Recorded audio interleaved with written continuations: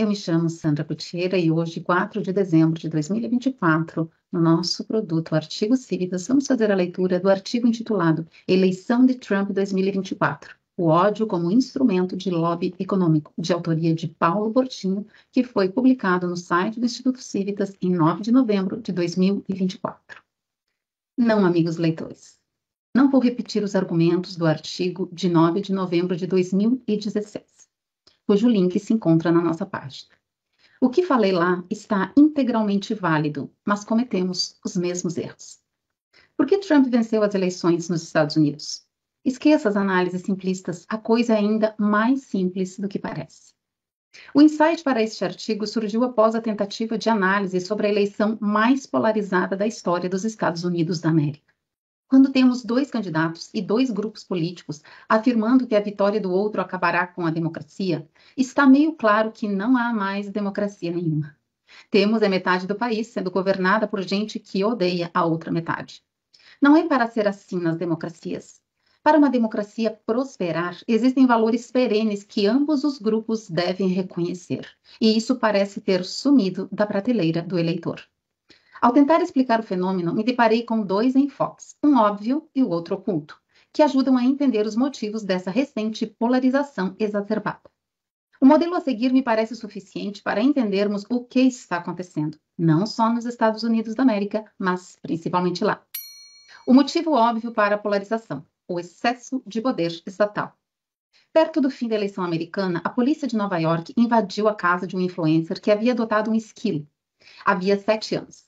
E cuidava dele como pet. O esquilo tinha milhões de seguidores. Fofíssimo. Alguma alma amarga denunciou, aparentemente quem denunciou tinha ódio porque o esquilo tinha mais seguidores do que ele. A polícia invadiu, levou o esquilo e praticou eutanásia no bichinho. Um eufemismo para dizer que matou o esquilo. Isso mostrou um estado sem racionalidade, sem razoabilidade e sem limites. Teve repercussão mundial.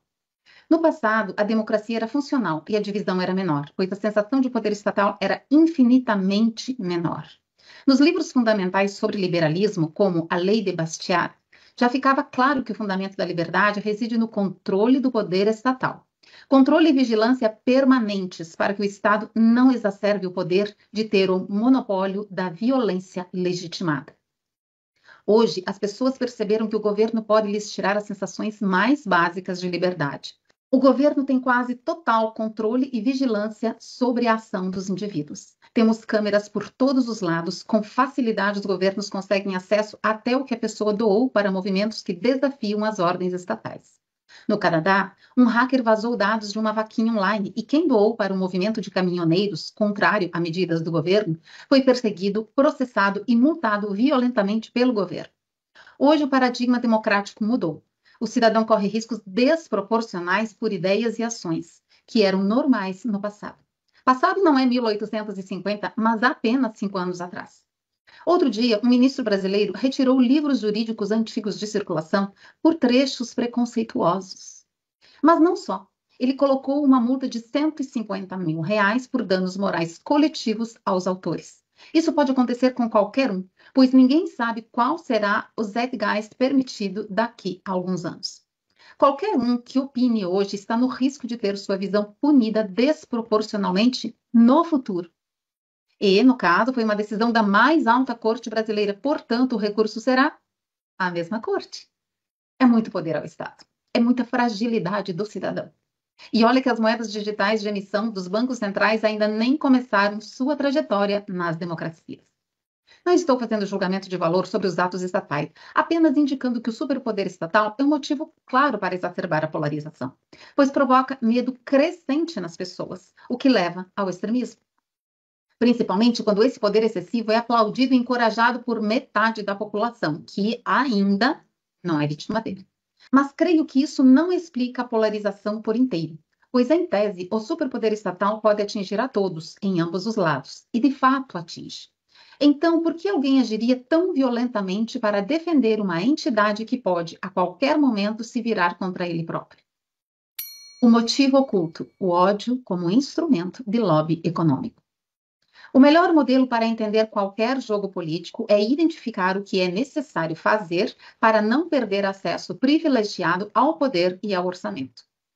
No Brasil, somos pobres. E quem busca o acesso privilegiado ao orçamento são, basicamente, a burocracia e os capitalistas alinhados. E justamente por isso somos pobres. Mas, nos Estados Unidos da América, o acesso ao orçamento e às decisões políticas é disputado por grandes empresas, as maiores do mundo, que travam disputa diretamente através de lobbies bilionários, através do investimento em campanhas políticas em todos os níveis, desde procurador e juiz até senador e presidente. Olha o tamanho de mercado que a indústria quer controlar. Só de juros ao ano paga-se 1,1 trilhão de dólares. Quase isso para a indústria de seguro de saúde, Medicare.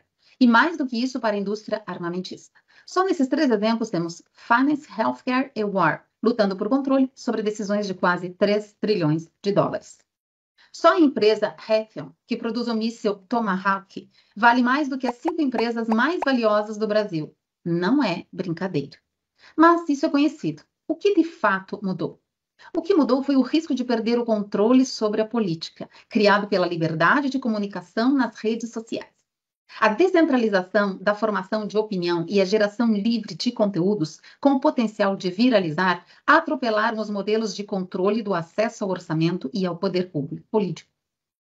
Aqui no Brasil, a gente lembra que quase todos os repetidores de TVs abertas estavam nas mãos de grupos políticos, inúmeras rádios. Isso dava um potencial real de controle sobre a opinião pública. Não é diferente nos Estados Unidos. Com a falência do business jornalístico, boa parte dos veículos hoje são de propriedade direta ou indireta de magnatas da tecnologia, das finanças e do entretenimento, que perdem dinheiro no negócio, mas mantêm o controle da informação. Ao contrário do que o brasileiro pensa, o tal teatro das tesouras não é um teatro eminentemente ideológico, mas uma dança coordenada para que ninguém perca o controle sobre o orçamento e o poder, mesmo que o adversário vesse. E no passado isso era bem fácil de controlar, hoje não é mais. O Brexit, Trump, Bolsonaro, entre outros, são considerados outliers, resultados fora da caixinha. Gente com quem as teias de controle ainda não foram plenamente tecidas, o que torna os resultados das suas políticas imprevisíveis. Isso é intolerável para quem depende de acesso aos orçamentos e a influenciar as políticas públicas. E aí veio a grande sacada das corporações. Perceberam que o ódio é um sentimento que faz a pessoa defender qualquer coisa. Portanto, ter uma polarização baseada no ódio é uma forma eficaz de manipulação da opinião pública. Outro dia, o Trump disse que a filha do Dick Cheney era obcecada com a guerra. Toda hora queria mandar tropas ao exterior. Neste contexto, ele disse que deveriam colocar ela no front, com uma metralhadora, enfrentando soldados inimigos para ver se ela manteria a opinião. O contexto óbvio era criticar os burocratas de ar-condicionado que mandavam os jovens para morrer na guerra. O mesmo que os hippies e a esquerda americana sempre falaram. Mas virou um chamamento para o fuzilamento de Liz. 99% das redes de TV trataram desta forma. Mas olha que interessante. Mesmo com o discurso do Trump se alinhando ao discurso dos pacifistas dos Estados Unidos, a estrutura baseada no ódio e na divisão é tão forte que fez os pacifistas atacarem violentamente um discurso que os agradaria caso estivessem livres para avaliar. Quando alguém odeia alguma coisa de forma cega, é fácil usar esse ódio para alavancar sentimentos de interesse da indústria. Um pacifista vira apologista de guerra. O caso da Big Pharma na pandemia foi pedagógico. Exclusivamente por questões políticas, pessoas que passaram a vida inteira atacando a corrupção da indústria passaram a ser os maiores defensores dessa mesma indústria. Pessoas que assistiram o filme Clube de Compras Dallas e tiveram empatia pela comunidade afetada pela AIDS no filme, em 2020, passaram a ter empatia pela indústria e na vida real. Exatamente as mesmas pessoas. Hoje, os progressistas da esquerda americana são os maiores defensores do envio de armas à Ucrânia e de uma vitória final contra Putin. Essa mesma esquerda progressista, que no passado era chamada de liberal, hoje pede desesperadamente pelo controle das redes sociais e pela criminalização do discurso e das ideias. Isso é instrumentalização do ódio por motivos políticos e principalmente econômicos. A forma com que a indústria e os lobbies conseguiram neutralizar o risco dos outliers, dos franco-atiradores, dos políticos antissistema foi essa. Eles dominam a opinião pública diretamente, fomentando ou se aproveitando do ódio político, e a partir desse ódio conseguindo que as pessoas apoiem suas pautas, independentemente de quem está no poder. É uma ideia bem simples e eficaz. Para conseguir apoio irrestrito ao uso do orçamento para armas ou para explodir a dívida, basta mostrar que o outro candidato apoia o fim da guerra ou o controle de gastos.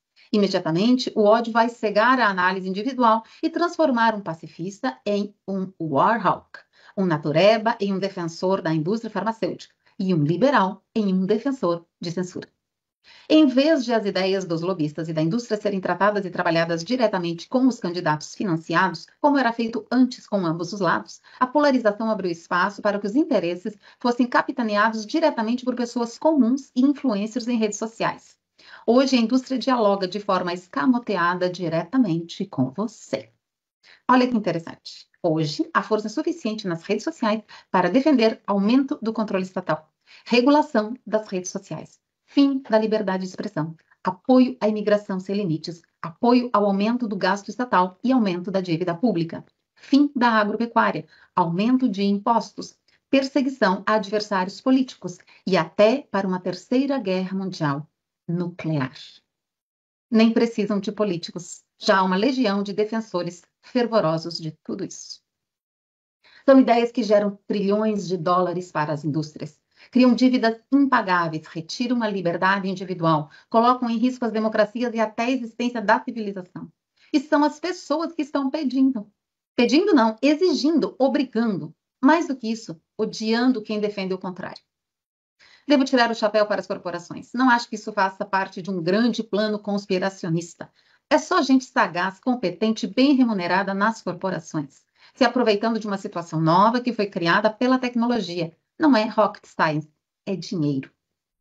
Em conclusão, evidentemente que ambos os motivos, o óbvio e o oculto, precisam funcionar em conjunto. O nível de ódio necessário para que um pacifista defenda uma guerra nuclear só existe porque ele teme que a vitória do adversário político poderá destruir a sua vida. E isso só é possível por acreditar que o poder estatal não tem e não terá limites. O republicano acredita que os democratas transformarão os Estados Unidos numa terra sem leis, sem fronteiras e sem liberdade de expressão, com o governo cada vez mais poderoso desarmando a população. Já o democrata acha que o republicano vai transformar os Estados Unidos numa versão real do conto de Aya, Handmaid's Tale. Ambos só têm esse medo porque a primeira parte já foi feita. Os governos ficaram, de fato, superpoderosos e têm condições legais e institucionais de criar transtornos infinitos e irreversíveis às suas populações. Não há nenhuma mensagem final nesse artigo. É só um diagnóstico mesmo. A construção de um modelo racional para que a gente entenda o mundo. Cabe a cada um de nós avaliar se faz sentido o que está escrito e evitar cair no jogo de ódio cego, que é tão prejudicial e que nos transforma nas pessoas que sempre detestamos. Olho aberto e seja o senhor da sua própria vida.